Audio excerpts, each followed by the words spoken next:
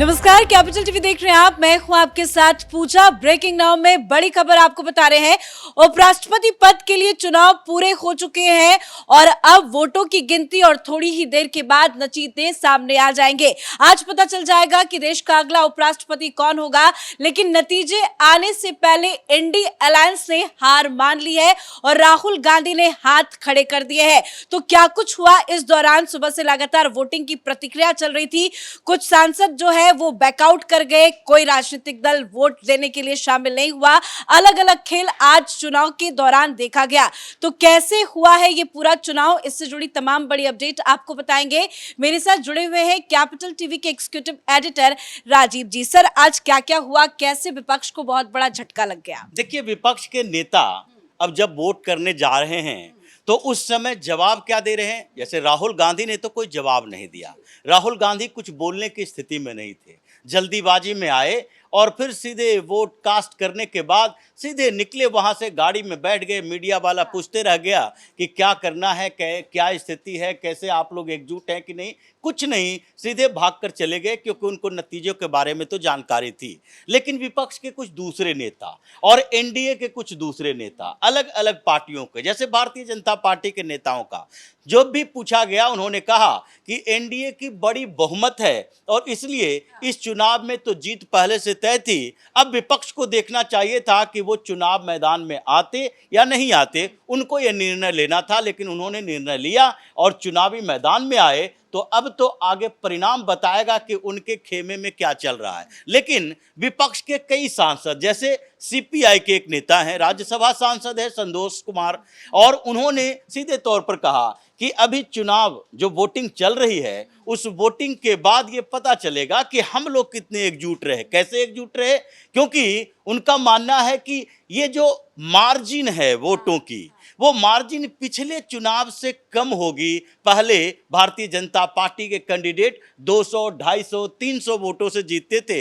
इस बार लगता है 100, 150 वोटों से जीतेंगे। मतलब वो कह रहे हैं हार तो हम गए हैं, जीत तो उनकी हो गई है, हमने हार स्वीकार कर लिया, लेकिन मार्जिन हम कम करके रहेंगे। अब कौन सी मार्जिन की बात कर रहे हो भाई? अगर 2019 के लोकसभा चुनाव में भारतीय जनता पार्टी को 303 सीटें मिली और 2024 के चुनाव में 240 सीटें मिली, तो ये तो मार्जिन ऐसे ही ऑटोमेटिकली घट गया है।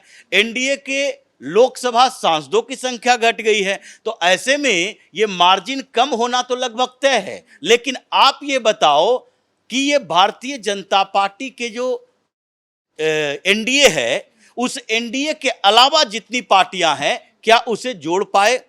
क्या शशि थरूर वोट देने के लिए गए, मुस्कुराते उन्होंने जिस तरह से देखा और वोट दे के बाहर आए, लगता तो नहीं है कि वो वोट ये इंडी अलायंस के कैंडिडेट सुदर्शन रेड्डी को दिया होगा। उन्होंने तो सीधे संकेत दे दिया कि हम एनडीए की तरफ वोट करने जा रहे हैं। क्योंकि इस चुनाव प्रचार के दौरान अगर सुदर्शन रेड्डी को देखा जाए, वो उन्हीं नेताओं के साथ मुलाकात किए जिनके साथ राहुल गांधी के अच्छे संबंध हैं और जिन्हें राहुल गांधी ने कहा उन नेताओं से जाकर मिल लो। वो लालू प्रसाद यादव से मिलने जाएंगे, जिनके चारा घोटाला की चर्चा उस समय चल रही थी जब ये सुप्रीम कोर्ट के जज हुआ करते थे, और इनके पास भी वो मामला आया होगा सुप्रीम कोर्ट के अंदर, इनका बेंच रहा हो या ना रहा हो। उस आरोपी को नहीं कह सकते, वो तो कन्विक्टेड हैं। उनसे वोट मांगने के लिए जा रहे हैं, संविधान की रक्षा करेंगे।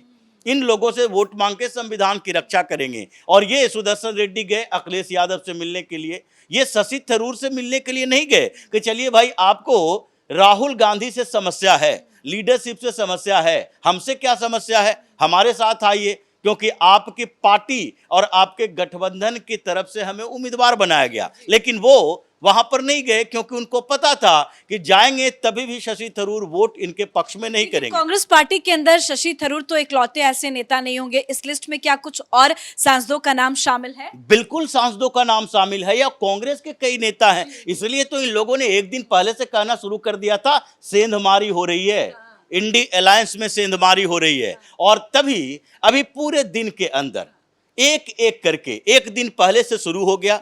पहले बीजू जनता दल ने कहा हम वोट नहीं करेंगे, क्योंकि एनडीए की बात सिर्फ नहीं है, हम इस इंडी अलायंस के भी सपोर्ट में नहीं है।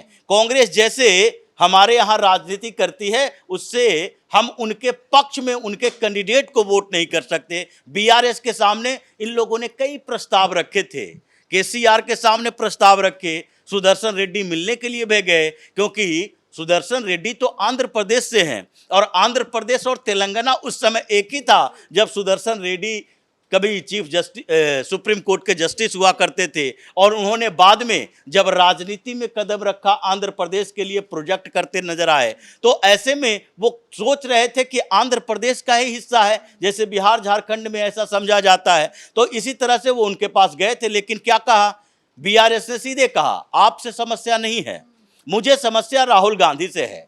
हम उस राहुल गांधी कांग्रेस को कैसे वोट दे सकते हैं, उसके सपोर्टेड कैंडिडेट को, जिस पार्टी ने हमारी पार्टी के 7 विधायकों को तोड़ लिया और ये संविधान बचाने की बात करते हैं। आप भी उसी के रास्ते पर चल रहे हैं कि संविधान बचाने के लिए हमें सपोर्ट करो, लेकिन वही कांग्रेस पार्टी तेलंगाना के अंदर बैक टू बैक हमारे विधायकों को तोड़ रही है। हम सुप्रीम कोर्ट में लेकर गए और सुप्रीम कोर्ट ने निर्देश दिया कि जल्द से जल्द तेलंगाना के स्पीकर को फैसला लेना चाहिए। हमारे 10 से विधायक एक एक करके आपने तोड़ा और उसके बाद अब तक स्पीकर ने कोई फैसला नहीं दिया कि उन विधायकों की सदस्यता जानी चाहिए। तो संविधान की धज्जियां तो आप उड़ा रहे हो। बीआरएस के बाद सीधे तौर पर ये पंजाब में भी ये सोच रहे थे अकाली दल और भारतीय जनता पार्टी के खिलाफ है, दोनों एक दूसरे से लड़ रही है, तो कम से कम अकाली दल के साथ हम आ जाए।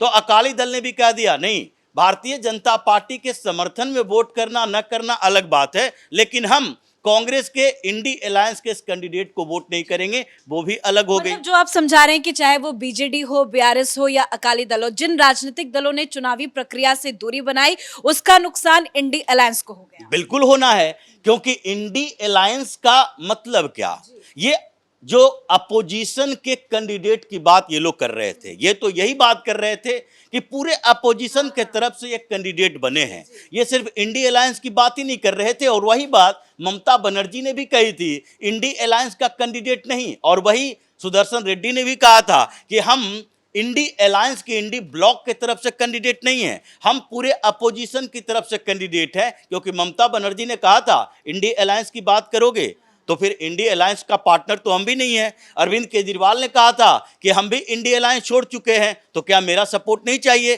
तो इसीलिए इन लोगों ने पहले ही कहा था कि संयुक्त विपक्ष के संयुक्त उम्मीदवार बनेंगे, लेकिन ये विपक्ष कहाँ रही?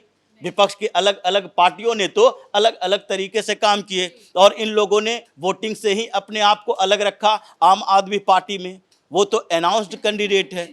जिस तरीके से स्वाति मालीवाल ने कहा कि अगर तुम्हारी औकात है अरविंद केजरीवाल तो मुझे सस्पेंड कर दो, मुझे पार्टी से निकाल दो। ये डरते हैं पार्टी से सस्पेंड कर देंगे तो क्या होगा, जैसे अखिलेश यादव कह रहे हैं अपने विधायक को, पूजा पाल को सस्पेंड किया और कह रहे हैं कि उन्हें तो मोरालिटी के आधार पर रिजाइन दे देना चाहिए। क्यों? क्योंकि सस्पेंड करोगे, वो किसी पार्टी में रहेंगे तो आप उसकी सदस्यता के खिलाफ नहीं जा सकते स्पीकर के पास, तो ये सस्पेंड कर नहीं सकते। स्वाति मालीवाल का वोट किसके पास जाएगा? एनडीए के पास। तो ऐसे ही आम आदमी पार्टी में संजय सिंह जितना हंगामा करते रहे, ये बोलते रहे कि नहीं नहीं हम तो विपक्ष के कैंडिडेट को, सुदर्शन रेड्डी को वोट देंगे, लेकिन आम आदमी पार्टी के अंदर भी ये पता नहीं है कि कितने वोट एनडीए को गया, कितने वोट इंडी अलायंस को गया। भले ही यूबीटी के तरफ से प्रियंका चतुर्वेदी को भेज दिया गया है। कौन है प्रियंका चतुर्वेदी? मीडिया में स्टेटमेंट दे रही है कौन? 1 साल के बाद इसकी राज्यसभा भी खत्म होगी। ये महाराष्ट्र की नहीं है प्रियंका चतुर्वेदी, उनको राज्यसभा में उधार लाया गया था, कांग्रेस की नेता यूबीटी में चली गई। तो अभी यूबीटी के अंदर भी यही चला कि भाई किसको सपोर्ट करना चाहिए। इन लोगों ने, किसी ने ये नहीं कहा कि नहीं नहीं हम पूरी तरह से शरद पवार हो या फिर उद्धव ठाकरे हो कि नहीं, हम पूरी तरह से सपोर्ट कर रहे हैं सुदर्शन रेड्डी को, क्योंकि इनको लग रहा था कि गवर्नर हमारे रहे हैं और अगर ऐसी बातें बोल देंगे फुल सपोर्ट की बात तो फिर समस्या पैदा हो जाएगी। इसलिए इन लोगों ने चुप्पी साधी और अपने छुटभइये नेताओं को, जिनके मीडिया में उनके बयानों का कोई वैल्यू नहीं है, वो हर दिन कुछ नए नए, यही प्रियंका चतुर्वेदी ये बेवजह के प्रधानमंत्री मोदी से मिलने के लिए समय मांग मांग का एक बार मिलने के लिए गई, क्योंकि इनको पता है कि आगे अगर राज्यसभा की सीट हमारी जाएगी 2026 में तो उसके बाद महाराष्ट्र के अंदर राज्यसभा के बाय इलेक्शन में हमें फिर मौका नहीं मिलेगा, क्योंकि उद्धव ठाकरे के पास सांसद ही नहीं है, कांग्रेस हमें सपोर्ट नहीं करेगी, विपक्ष की तरफ से हम एक साथ एक कैंडिडेट तो हो नहीं सकते। तो इसलिए ये अपनी बैटिंग कर रही थी, तो अभी तुरंत पलटी मार गई कि नहीं नहीं हमको चाहिए भाई सुदर्शन रेड्डी को हम वोट देंगे, लेकिन अंदर किसको वोट देकर आई होगी ये अभी क्लियर नहीं है। तो इसलिए इन लोगों ने पहले ही मान लिया,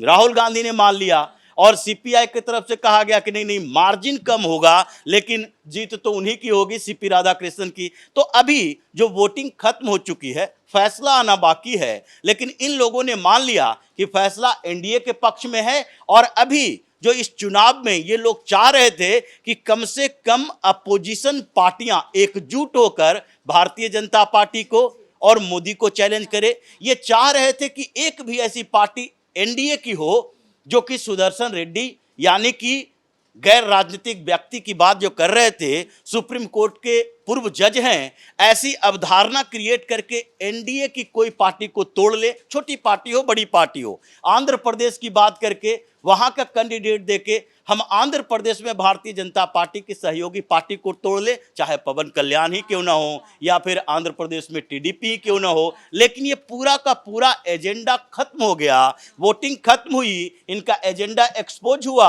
अब राहुल गांधी मुंह छिपाकर भाग रहे हैं। क्रॉस वोटिंग का जवाब देंगे राहुल अब गांधी? क्रॉस वोटिंग का जवाब ये तो पता ही नहीं है कि राहुल गांधी जिस मानसिक स्थिति में अभी हैं, वोट कास्ट करने के लिए गए होंगे तो इस किस पेटी में और किस व्यक्ति के लिए डाले होंगे वोट, ये खुद भी इनको मालूम नहीं होगा, किसी ने पर्ची थमा दिया होगा। जिस रफ्तार से ये जा रहे थे और इनको समझ नहीं आ रहा था कि न्यू पार्लियामेंट बिल्डिंग में कौन सा मोड़ है, कौन सी जगह है, कहां पर वोट मिल रहा है, दिया जा रहा है, इसलिए राहुल गांधी तो वहां से किसी तरह से निकल गए। जो नेता पकड़े गए वो मीडिया के सामने एक्सपोज हुए कि आखिर तुमको जरूरत क्या थी उपराष्ट्रपति का चुनाव कराने का। उस समय अगर कैंडिडेट नहीं खड़ा करते, निर्विरोध चुन लिए जाते ये सीपी राधाकृष्णन, और आपकी इतनी फजीहत भी नहीं होती। बहुत बहुत धन्यवाद सर जानकारी के लिए। तो वोटों की प्रक्रिया पूरी हो चुकी है, अब वोटों की गिनती होगी और थोड़ी ही देर के बाद नतीजे सामने आएंगे।